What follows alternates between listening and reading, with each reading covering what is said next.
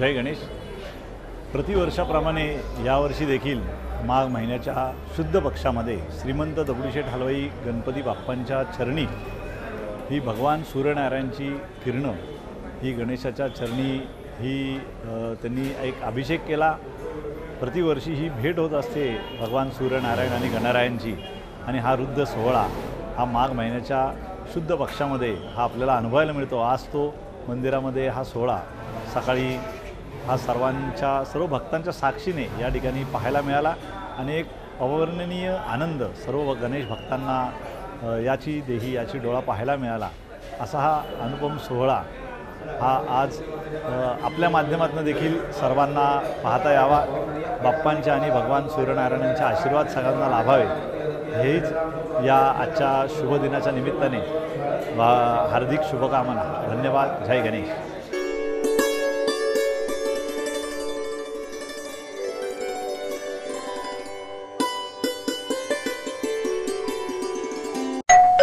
अहो उठा ना, ऑफिसला नाही का जायचं?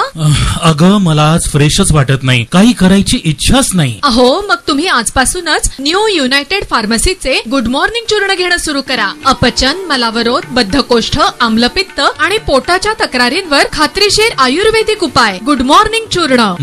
35 वर्षांपासून सगळ्यांच्या पसंतीचे गुड मॉर्निंग चूर्ण औषधांच्या प्रत्येक दुकानात मिळते।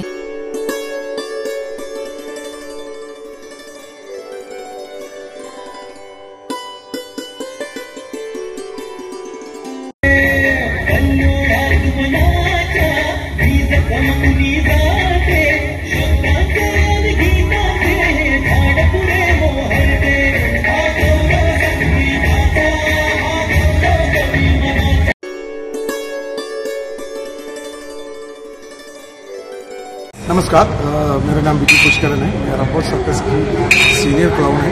अभी वडगांव उतरो आया और रंबो सर्कस मंडे टू फ्राइडे तक केवल 2 शो रहेगा, 4:30 7:30 बजे।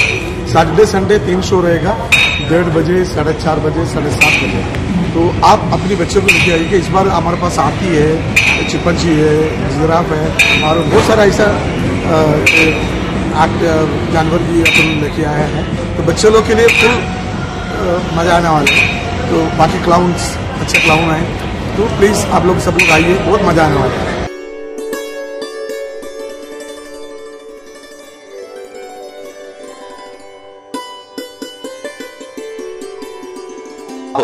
आणि हे आपण स्वीकारायला हवं की आपण अत्यंत वाईट राजकीय परिस्थितीमध्ये सध्या जगतो।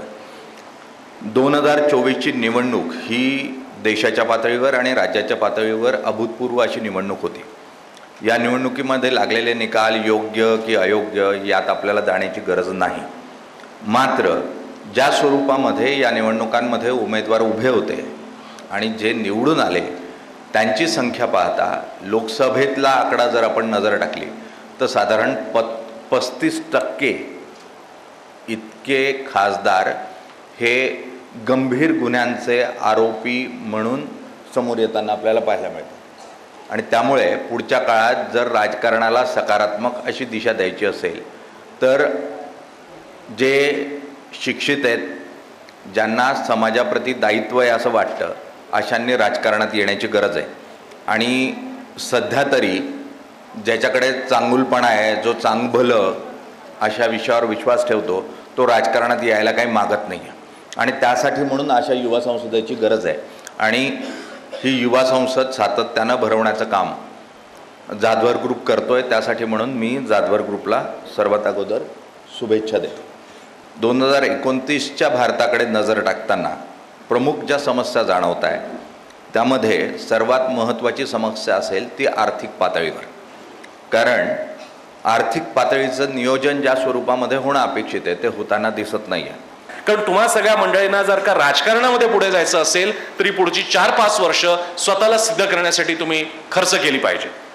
सगळ्यांना काही तिकीट मिळणार नाहीये, सगळ्यांना काही कोणी खासदार की आमदारकीची तिकीटं देणार नाहीयेत। सुरुवात आपल्याला स्थानिक स्वराज्य संस्थेपासून करावं लागतं।